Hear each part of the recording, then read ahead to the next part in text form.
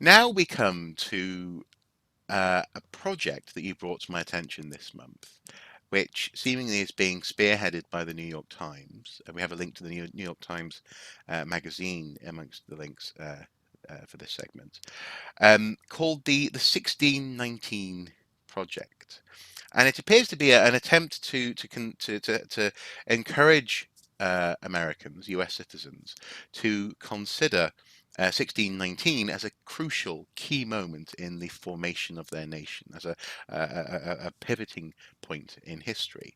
Now, obviously, for most Americans, I guess the Revolutionary War would be important, but crucially, the Declaration of Independence in 1776, July 4th, indeed. Of course, July 4th, 1776 is absolutely crucial for the formal founding of the nation. But this project appears to be hinting at something uh, a bit more structurally crucial to the ability of 1776 to have ever happened. Um, what's it about? What's the 1619 project about? Okay. In August 1619, a ship arrived at a place called Port Comfort, which is in the what was then the British colony of Virginia, Hmm. on the east coast of the United States. And as part of the cargo were 20 to 30 enslaved Black African people. Right. And it's the inauguration, really, of the enslavement of Black Africans in the United States, as the sort of the economic underpinning of the growth of the United States, Mm, and particularly industries like tobacco and cotton. mm. So almost as though that was the ground floor for those colonies being able Ab- to benefit from that labor force. Absolutely, Yes.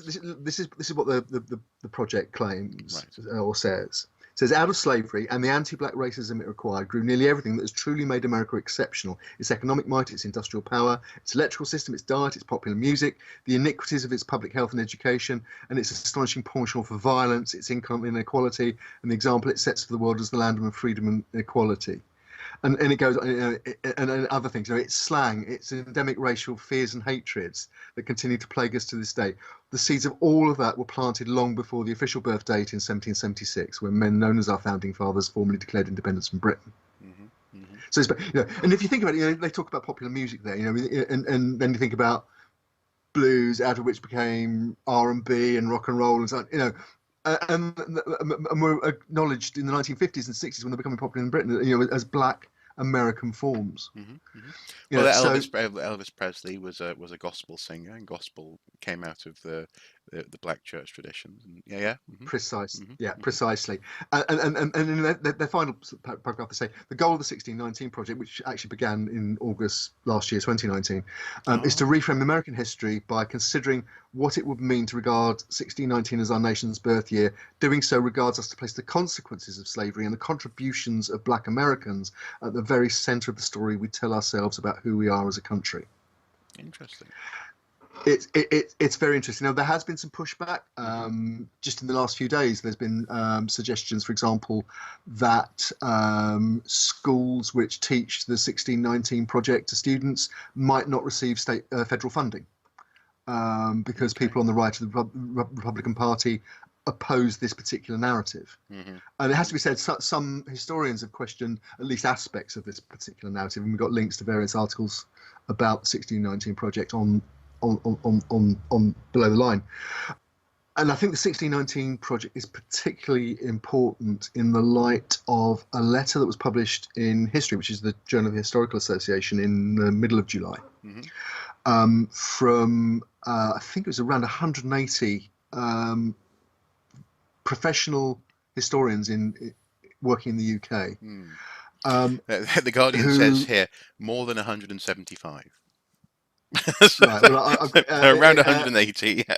the letter I'm looking at says 181 actually. Yeah. So. Yeah. But and you can read the letter online. But basically, I'll read you the first paragraph because it basically put, in all good journalism, it hits the story in the first paragraph. Yeah. We are historians of Britain and the British Empire, writing in protest at the ongoing misrepresentation of slavery and empire in the quote "Life in the UK" test, end quotes, which is a requirement for applicants for citizenship or settlement in the United Kingdom. The official handbook published by the Home Office is fundamentally misleading and in places demonstrably false. For example, it states that, quote, while slavery was illegal within Britain itself by the 18th century, it was a fully established overseas industry. Hmm. Page 42. In fact, whether slavery was legal or illegal in Britain was a matter of debate in the 18th century, and many people were held as slaves. The handbook is full of dates and numbers, but does not give the number of people transported as slaves on British ships, over 3 million, nor does it mention that any of them died. It Hmm. also states that, quote, by the second part of the 20th century, there was, for the most part, an orderly transition from empire to commonwealth, with countries being granted their independence, page 51, end quote. Hmm. In fact, decolonisation was not orderly, but was often a violent process, not only in India, but also in many so-called emergencies, such as the Mau Mau uprising in Kenya, 1952 to 1960. We call for an immediate review, official review of the history chapter. Okay. Now, to me, that is absolutely damning of our inability to confront the darker parts of our history in the British Isles. Hmm. And it's not just, even if there was no black, Asian, minority ethnic people living in this country now, which makes this a particularly raw issue and has prompted this letter in the light of Black Lives Matter, Hmm. even, even if we didn't have that kind of ethnic richness in modern British society, it would still be damning that we had such a one-sided, inaccurate view of our history being put forward as the official history to enable you to become a British citizen. Hmm. Well, Um, what's interesting about it is that so obviously I think you've drawn a good line there between this 1619 project and this call, in so much as both of them uh, arguably are the points at which the modern versions, in the case of Britain, the modern version of the empire, but in the case of the US, the founding of nationhood, takes its root. The Industrial Revolution, for example, couldn't have happened in Britain were it not for the context of the transatlantic slave trade and cotton, but also Absolutely. actually the seed money for that Industrial Revolution coming out of that trade as well. Mm. It's as you say, even if there weren't current political elements attached to it historically, it is odd, and I suppose is it fair enough just for a moment just to imagine that perhaps this is a civil servant writing this who is basically, again, sort of a little bit like we were talking about Stonehenge earlier, relying upon a history that they kind of learned in school to pull this together. And yes, they pull on some facts and figures, but they don't really go into the historiosity of what they're doing, because actually what they're doing is they're trying to tell the story of what they consider to be fundamentally a good place. No one right no well, hopefully no one's trying to get into a country that they think is a horrible place, but also no one's going to write a history test that reminds you, well, this has been a horrible place at times. So to a certain extent, I understand, and the only reason why I laugh there is because it's almost it's sort of Kafka, isn't it? It's Kafka Yeah, Kafka. Kafka, in terms of it's Kafka and Orwell are the two people that are always quoted when it comes to dystopian views of history yes, and society. but also Um, in that sense, very entirely plausible reasons yeah, for in the same way that the national curriculum serves a certain model of citizenship. You can see where this has come from, but it's mm, certainly not serving our history properly at all. no, no, look, I don't buy the idea of it's some poor civil servant who cobbled together some half-remembered, Right. Um, this kind of thing, if you look all over the world, this kind of thing is very it's to do, in a sense, they were linked back to the previous segment we did on Hagia Sophia, um, in that, for example, if you look in Russia, There was a move after the fall of the wall and the fall of the Soviet Union in 1990, 1991, um, to uh, to be open about the crimes of Stalin and the Gulag Hmm. and Hmm. the show trials and the mass executions and so on, and the murder by starvation of the kulaks. Um, but that has been rowed back on by the Putin regime, Mm. because for what are probably nationalist patriotic reasons, that Mother Russia can't be seen to have tolerated something quite so uh, immoral. Hmm. If you go to the Far East, there is an ongoing argument between Japan and Korea over the treatment of what are often called comfort women, the women who were forced into prostitution for the Japanese Imperial Army, Mm. Mm. and compensation. And that mentions the word the C word. I think is a lot to do with it. What the government does not want to establish is a narrative of injustice against black people, which will merit some form of compensation. I It, see. Yeah. Mm. And so, in that sense, a document like this is a statement by the government of course it is, because on how it views its own yeah, history. Yeah. Mm. absolutely, And absolutely. therefore its Uh, culpability. Yeah. yeah, yeah. Mm. There's a slightly softer way, I think, of looking at it as well. Like, and when I was searching this, I came across a quote from the Southern Poverty Law Centre, again in the States, talking about the 1619 project. But if you take away the elements that are specifically American in this, I think this stands for Britain as well. Hmm. And the way that history has been approached, in certain respects, sometimes deliberately, sometimes not so, because it's just good storytelling. Hmm. Um, but it's storytelling that has veered over into inaccuracies. And the quote is from a piece called "Teaching Hard History," Hmm. and it goes: "We, the people, would much rather have the Disney version of history, in which villains are easily spotted, suffering never lasts long, heroes inevitably prevail, and life always gets better. We Mm. prefer to pick and choose what aspects of the past to hold on to, gladly jettisoning that which makes us uneasy.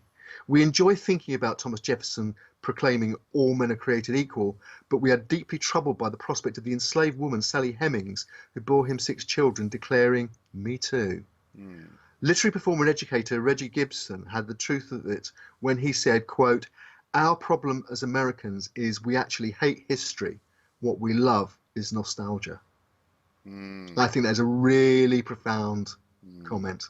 Mm. And I think every historian should have that pinned on their above their desk, Mm. as what we deal with is history, not nostalgia. And if we come across nostalgia, we have to fight it. Mm. Mm.